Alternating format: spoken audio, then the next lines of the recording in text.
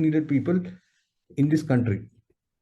So these are all again the data. So for example, here, this is one narrative which has been built by some people in Twitter. They show this data of indigenous schools.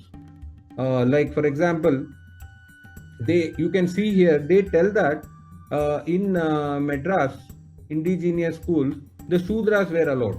That is, the OBCs were allowed, and they were represented more than the Brahmins and the Vaishyas. So at a sight of it, you may think that this is very it may be true, okay, but the real thing is that, see, for everything the caste census is the clue. Now, for example, I went into so what is indigenous schools? Like the indigenous schools here are like schools which are not like English speaking school. They are like vernacular school. Like the earlier tradition, there were they used to be given some small skills. They were not traditionally very good schools like what we have in the modern day era, or the English education schools.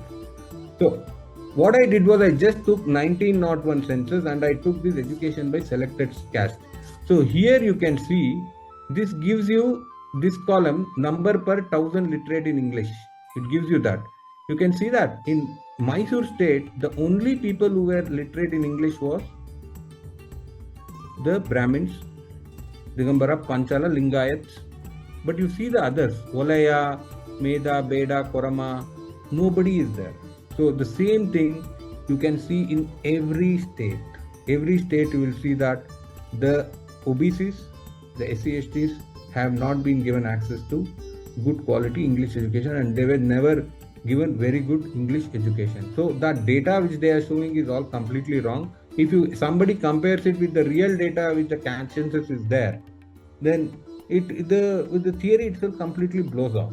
So that is the reason why caste census is very important. A scientific way will be there to understand the data fully. So these are all the full data points which I had collected.